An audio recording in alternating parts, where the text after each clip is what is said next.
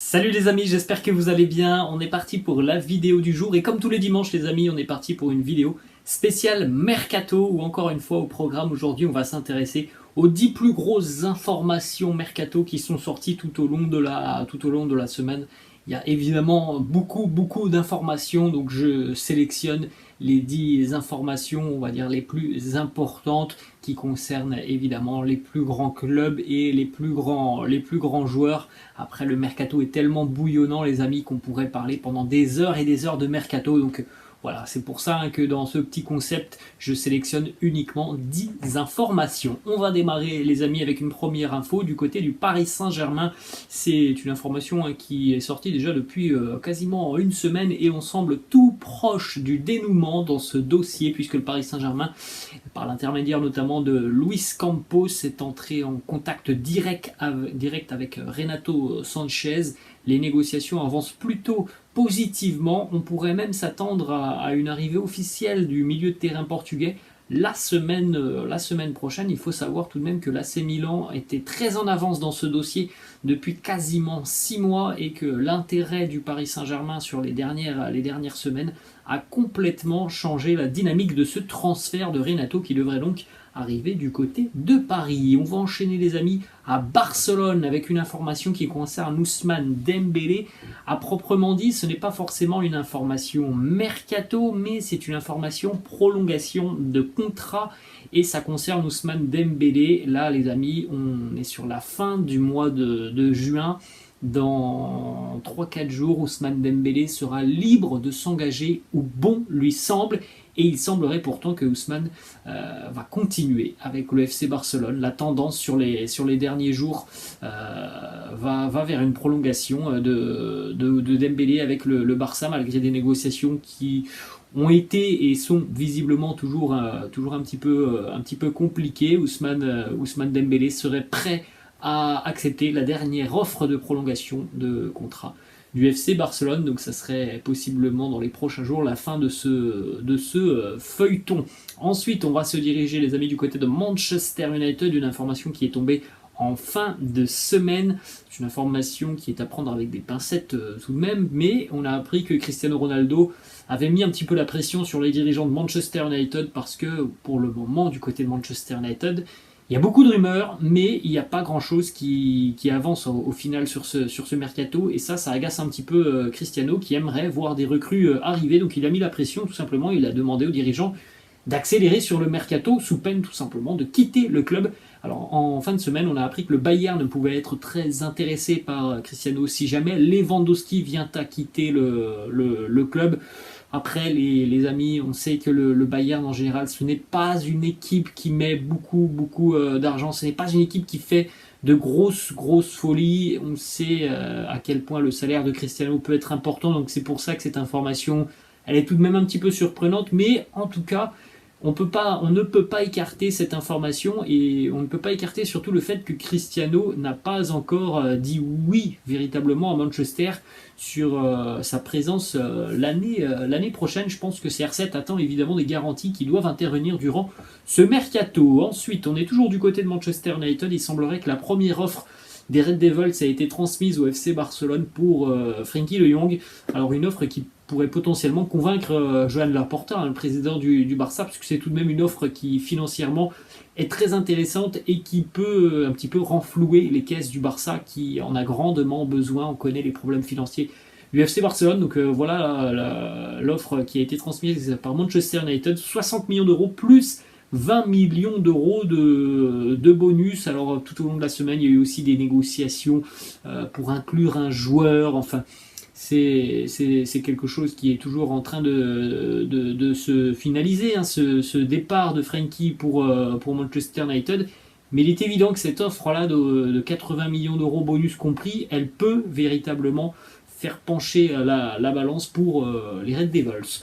On enchaîne les amis avec encore une fois une information du côté du Paris Saint-Germain. C'est tombé vendredi cette information. Un accord entre le PSG et le défenseur international slovène Milan Skriniar, défenseur indiscutable de l'Inter Milan depuis de nombreuses années, titulaire indiscutable, Milan Skriniar, l'un des meilleurs défenseurs centraux d'Italie. Il est tombé d'accord avec le Paris Saint-Germain. Maintenant, il reste à trouver un accord entre le PSG et l'Inter Milan. On sait que le club interiste pourrait demander quand même 60-70 millions d'euros au Paris Saint-Germain. Donc je pense que ce dossier peut aussi prendre un petit peu de temps, parce que voilà, on ne parle pas de 5 millions d'euros. Là, c'est tout de même un transfert qui pourrait être très important. En tout cas, cette info, elle est tout de même importante. Milan Skriniar, lui, est OK pour rejoindre le Paris Saint-Germain. On va continuer, les amis, avec 5 autres informations. On est à la moitié de cette vidéo. Donc on est reparti avec une autre information qui devrait s'officialiser dans les tout prochains jours ou sur le début du mois de juillet. En tout cas, Fabrizio Romano, en milieu de semaine, a lancé son traditionnel Here we go, retour de Romelu Lukaku du côté de l'Inter Milan. On en avait parlé, hein, les amis, d'ailleurs, sur les vidéos dominicales il y a 2 semaines, me semble-t-il. Et bien, cette fois-ci, c'est quasiment officiel. Lukaku va faire son retour à l'Inter sous la forme d'un prêt. Il n'y aura pas d'option d'achat incluse dans ce prêt. C'est une information importante, c'est-à-dire que Lukaku va jouer du côté de l'Inter pendant 1 an, et dans 1 an, il devrait retourner à Chelsea. Le salaire de Romelu Lukaku va évidemment être revu à la baisse, hein, pour son retour du côté de l'Inter. Il y aura peut-être des bonus par rapport à ses performances avec le club. En tout cas, Romelu Lukaku, visiblement, lors de cet accord entre l'Inter et Chelsea, il était quasiment ému aux larmes. Donc c'est dire à quel point il souhaite retourner du côté de l'Italie, et peut-être c'est dire aussi à quel point il se sent mal du côté de Chelsea. On peut dire aussi que l'accueil qui sera réservé à Lukaku du côté des tifosi nerazzurri sera vraisemblablement très très tendu. On n'accueille pas Lukaku à bras ouverts, hein, du côté des supporters de l'Inter, après tout ce qu'il a fait, notamment l'année dernière, pour quitter le club. Ensuite, on enchaîne toujours du côté de l'Italie. Là, encore une fois, c'est Fabrizio Romano avec le traditionnel Here we go, qui a annoncé que Paul Pogba allait s'engager avec la Juventus. Il a annoncé que la visite médicale était prévue pour le début du mois de juillet.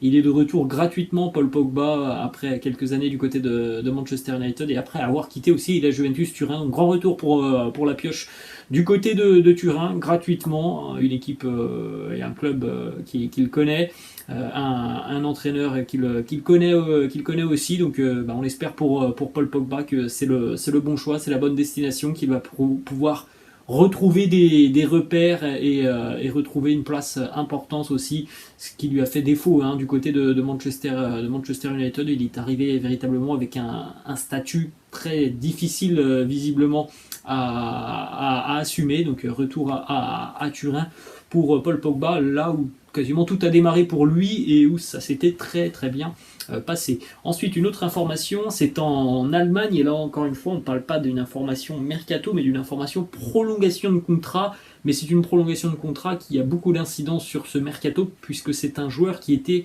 véritablement suivi par les plus grands clubs européens. Christopher Nkunku, l'attaquant du RB Leipzig, hein, qui a vécu une saison exceptionnelle en termes de statistiques. Si je me trompe pas, Christopher Nkunku fait partie des 5 meilleurs joueurs cette année en termes de statistiques.